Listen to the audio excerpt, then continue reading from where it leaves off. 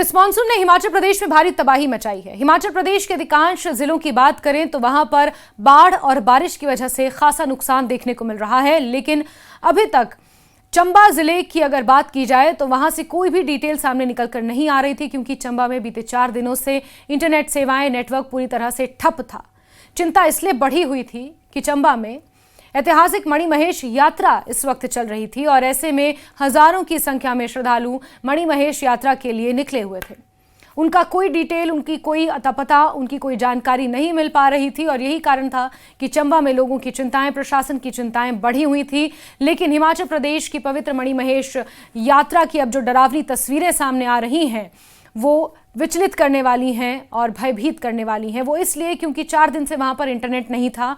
लेकिन अब जो तस्वीरें सामने आ रही हैं, बीते कुछ समय से जो तस्वीरें अब सोशल मीडिया पर मणिमहेश यात्रा की साझा की जा रही हैं, वो कहीं ना कहीं कितना नुकसान चंबा जिले में भी हुआ है इसको दर्शा रही हैं।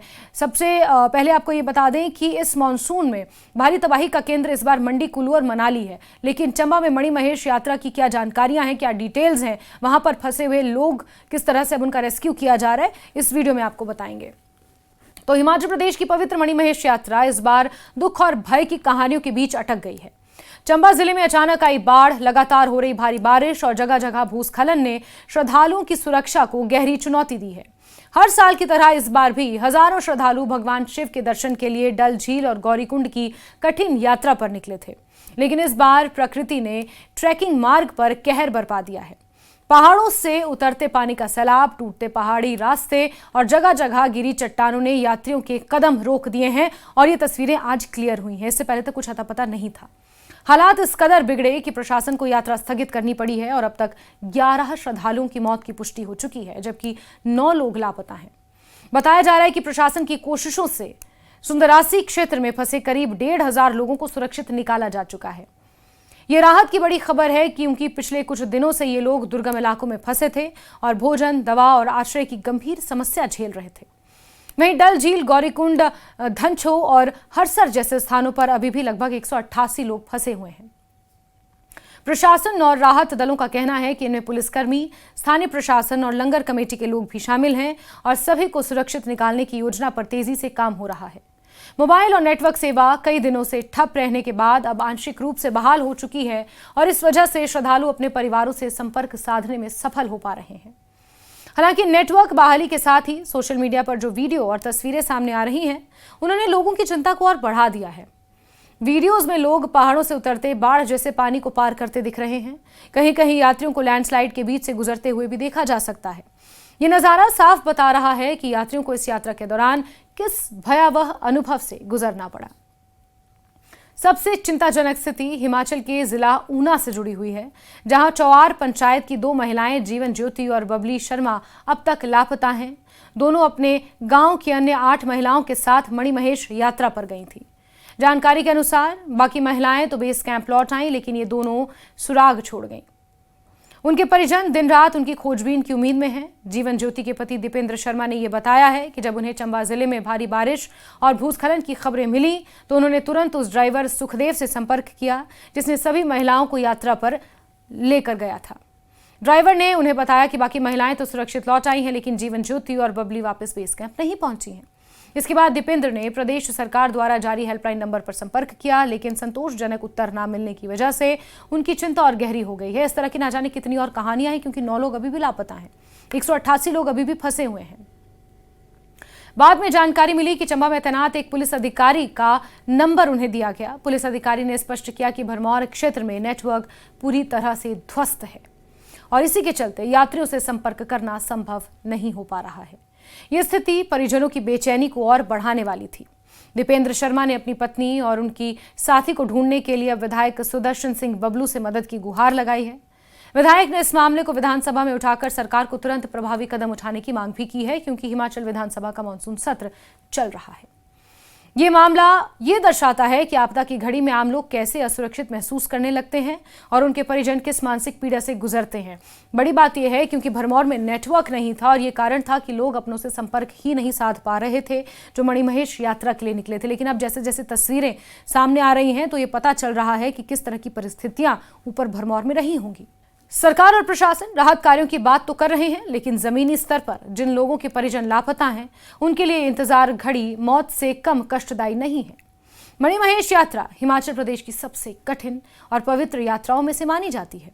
समुद्र तल से ऊंचाई पर स्थित डल झील तक पहुंचने के लिए श्रद्धालुओं को दुर्गम पहाड़ी मार्गों, जोखिम भरे रास्तों से गुजरना पड़ता है।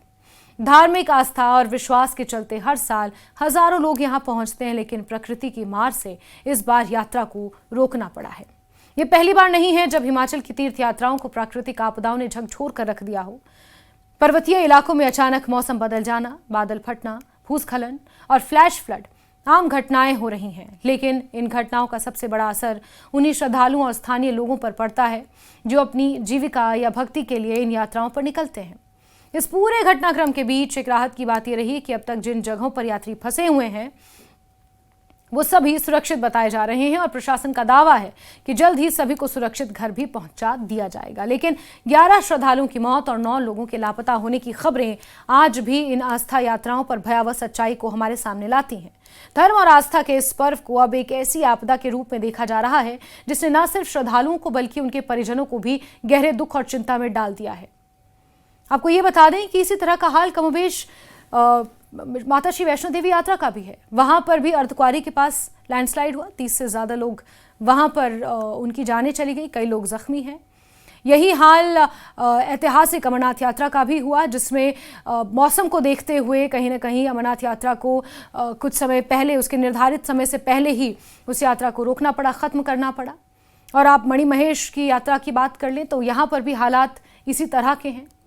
इस बीच आपको बता दें कि चंबा में पिछले 4 दिनों तक नेटवर्क पूरी तरह से ठप था, जिसकी वजह से मणिमहेश यात्रा पर गए श्रद्धालुओं और उनके परिजन लगातार चिंता में थे। पूरे भरमौर और यात्रा मार्ग पर लैंडस्लाइड, बारिश, सैलाब जैसी स्थिति ने संपर्क को पूरी तरह बाधित कर दिया था। अब जब आखिरकार मोबाइल नेटवर्क बहाल हुआ है तो उसी के साथ मणिमहेश यात्रा से जुड़े कई वीडियो, तस्वीरें अब सामने आने लगी हैं। इन वीडियोस में साफ दिखाई दे रहा है कि श्रद्धालुओं को किन भयावह परिस्थितियों से गुजरना पड़ा। कहीं लोग बाढ़ जैसे बहते पानी को रस्सियों और डंडों के सहारे पार कर रहे हैं, तो कहीं तंग पहाड़ी रास्तों पर लैंडस्लाइड से गिरे पत्थरों के बीच आगे बढ़ते देखा जा रहा है। कई जगहों पर यात्रियों को नदी के तेज बहाव में फंसे हुए स्थानीय लोग और रेस्क्यू टीमें उन्हें निकालते हुए भी दिख रही हैं।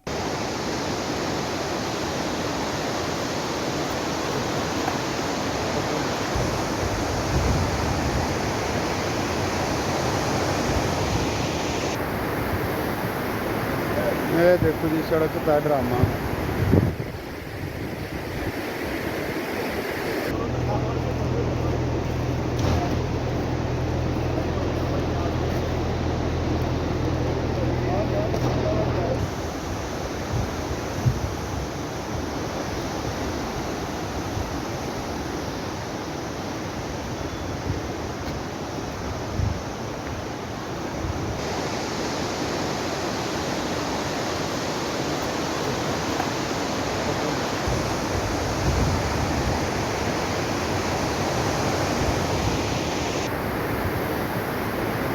ये देखो जी, सड़क का ड्रामा।